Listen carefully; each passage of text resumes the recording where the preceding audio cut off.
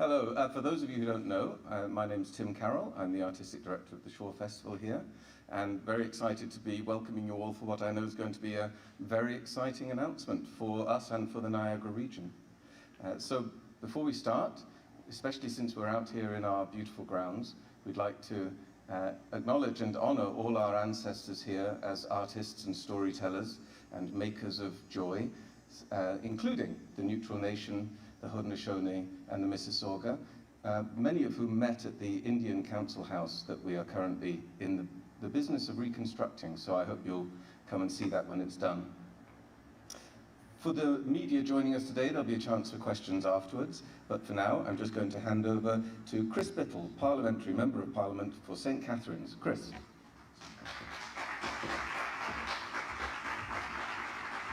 Thank you so much. I'd like to thank all the Tims who are on the stage today being here. I guess I didn't think about when I got here that this would be the most impressive press conference that I've ever given, and beautiful as always, and always amazing to be here in Niagara-on-the-Lake, but especially amazing to be at the Shaw. It's always a great event. I was very fortunate to be here for the opening of Damn Yankees, which was a wonderful, wonderful performance. And again, I shouldn't have been surprised by that. It's always a great show. And I guess everyone here knows that, so I'm preaching, in fact, very much so preaching to the choir. In Southern Ontario, we're very fortunate to have so many festivals, and so that brings millions of people together, share their love of music, theater, food, and culture. These events have significant economic impacts. They attract domestic and international visitors, bring significant revenue for our economy, and creating good jobs for Canadians. This year, as everyone knows, Shaw is celebrating its 60th anniversary. Since its inception, Shaw has played a significant role in the Niagara economy and prosperity of the region, but also cultural one as well. It's one of our region's top employers and brings more than 325,000 visitors annually. And this has a spillover effect to the tourist region, small businesses, hotels, restaurants, retail, and transportation. We understand, and we know, I guess we all know, the last 2 years have been a challenge, to put it mildly. Here in Niagara, the festival's cancellation in 2020 and the shortened season in 2021 due to the COVID-19 pandemic. It's vital that we ensure these economic drivers continue to thrive and grow. I shouldn't just say economic drivers, economic and cultural drivers continue to thrive and grow. That's why our government created the Major Festivals and Events Support Initiative to help organizers and communities rebound from the pandemic and welcome back visitors. Which brings me to why we're here today. I'm pleased to announce the Government of Canada, through FedDev Ontario, is investing more than $6 million in the Shaw Festival.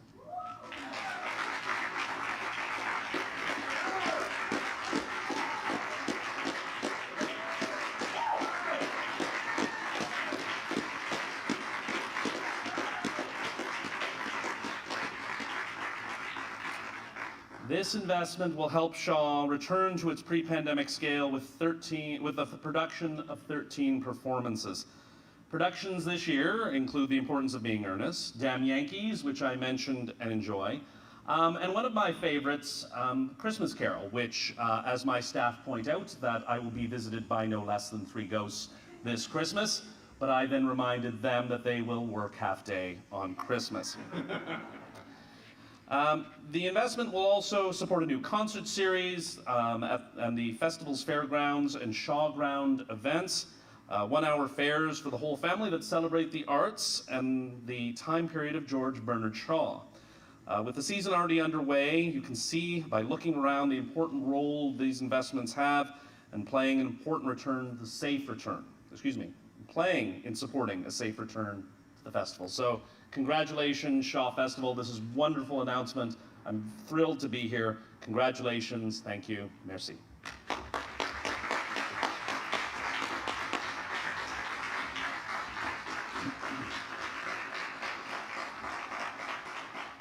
Well, thank you, Chris, and thank you everyone on whose behalf you speak. That's, as I think we'd all agree, pretty astonishing and marvelous news, and it's going to have an incredible impact both on our theatre and our audience and the community we're in.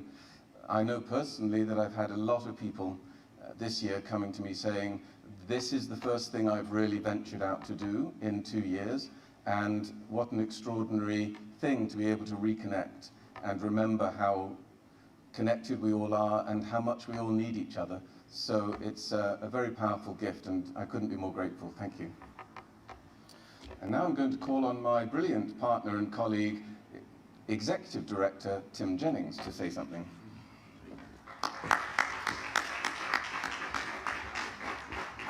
Thank you, Minister Bittle. We cannot thank the federal government enough for this much-needed infusion of support and stability as we move through our 60th season, the largest and longest in our history. On behalf of the 600-plus artists, artisans, and arts workers here at the Shaw and the thousands of local jobs that are reliant on us for their stability and survival, thank you. As you noted, the Shaw is a major economic driver here and normally responsible for almost $220 million a year in local economic impact. As a destination theater, Niagara's largest cultural charity and one of the last repertory ensemble festivals in the English world, we know that our work generates work for others. Shaw's patrons anchor long stays in Niagara or Ontario around trips to the Shaw, often using Niagara as a launching pad for seeing other parts of the province. Arts and culture tourists are curious and engaged patrons who, according to Destination Canada, spend double what other kinds of tourists do locally when visiting the destinations of their choice. And we know that Shaw patrons are even more engaged with Niagara than that. Thousands of them anchor multi-day and multi-week stays here in the area, returning year after year to a destination they love, to partake of art and experiences they are passionate about. Because of the major festival program and this investment of $6 million to support our team here as we work through the ravages of COVID, we were able to figure out a way to plan for our 2022 season with strength and our full staffing complement, and beyond that we were able to offer additional outdoor programming, even including on this stage, that could attract new or more hesitant audiences back to live arts. Through that plan, we could ensure that we could support and not undermine the tourism ecology of Niagara while ensuring work for all artists and staff. It is our intent to come back to our pre-COVID attendance and economic impacts as quickly and safely as possible. This significant investment will help us do that. It gives us the optimism to be able to make good risks that can help all of Niagara. So while COVID continues to negatively impact our productions every week and live arts and tourism sectors more generally this year, our intrinsic relationship to the tourism and cultural ecologies of Niagara ensures that by stabilizing our operations now and into the future, we can ensure a positive impact for all these sectors as we move forward together toward more positive days ahead. As a charity, the Shaw continues to be focused on serving basic human needs provided by and served through live arts. We know that our work helps people feel more connected to each other and to the ideas and issues around the world. Our role and need in civilization has never been made more clear in the absence, and it has been required of the last 2.5 years that that absence happened, but now we hope people will come back and join us.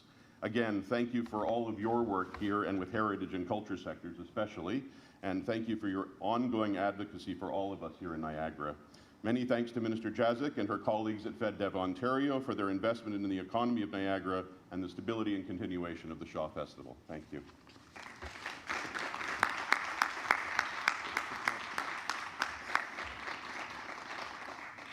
Thank you, Tim Jennings, and thank you once again to MP Chris Bittle. That's the talking bit over. Now it's the questions bit, and I'm going to hand over to FedDev Ontario, who's going to moderate the Q&A part of this, and then there'll be a chance for some photographs afterwards. Over to you, Antoine. To all of our media, if you have questions, we have time for one question, one follow-up.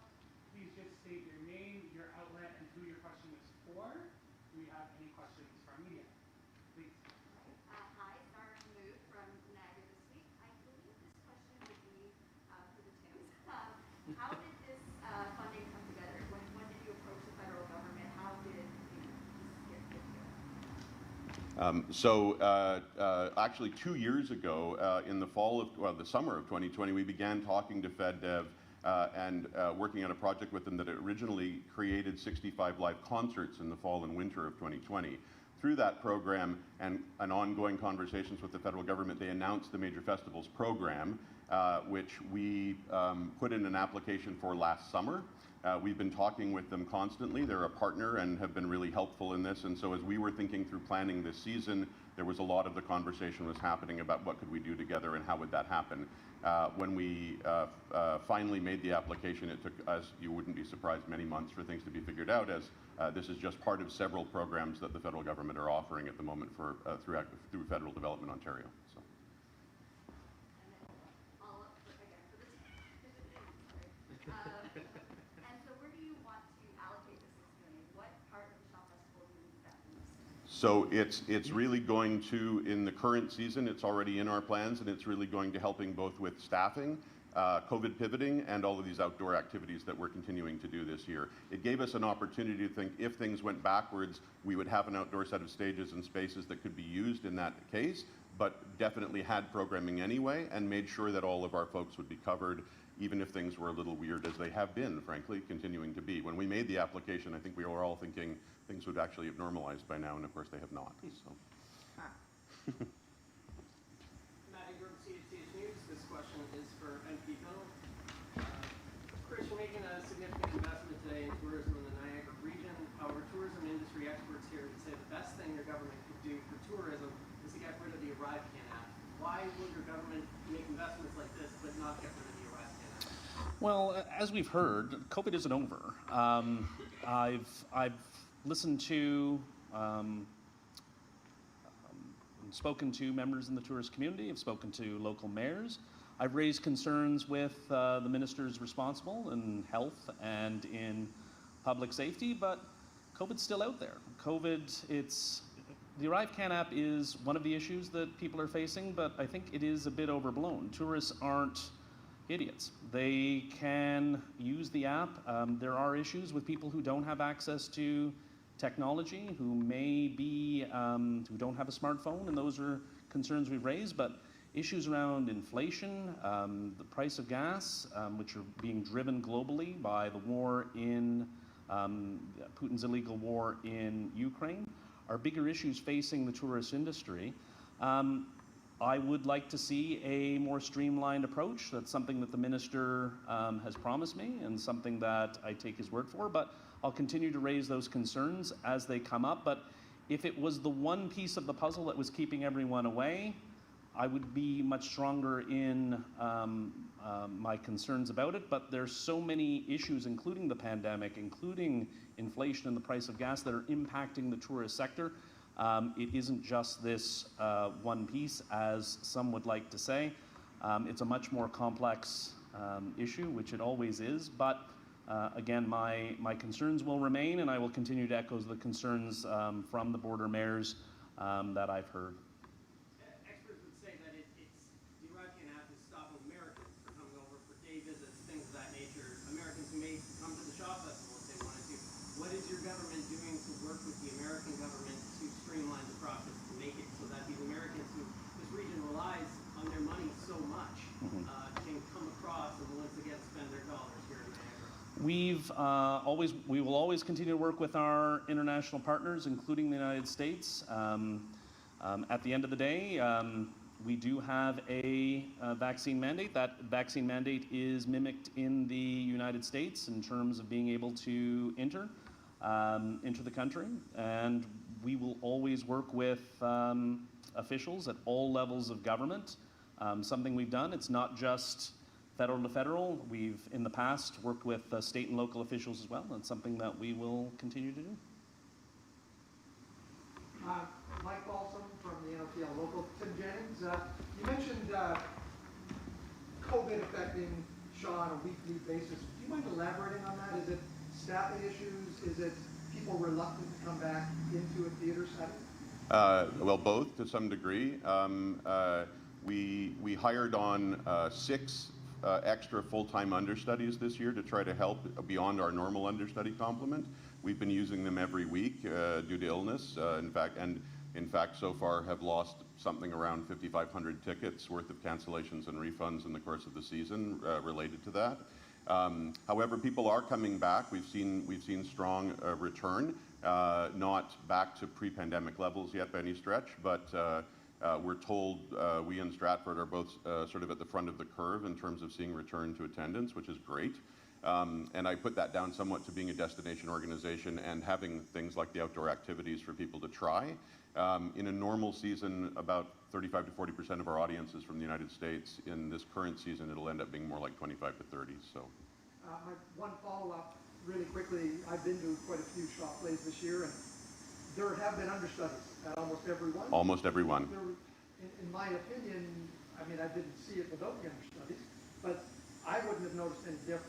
And is that a testament to the quality of the whole collective here? It is. The nature of an ensemble repertory company is that we have an ensemble, and that ensemble are all hired because they're remarkable artists, and all of the people that work with them are remarkable technicians, artisans, etc. So the advantage we have is when somebody's stepping in, they're not somebody who's been called in because they're a secondary. They're actually probably a lead in another show or doing other great things. They're serious artists, and we do have the advantage here of that when we have to move to another pivot, we do it very well. This team has done unbelievable work this year in moving through that. I think, as an example, Chris was saying he saw Damn Yankees at opening night, which had an understudy on in the lead role, and in fact, I'm not sure we've had more than 2 or 3 performances the whole season that didn't have an understudy somewhere in the cast. So it's a tricky year, but we're continuing to move forward very well.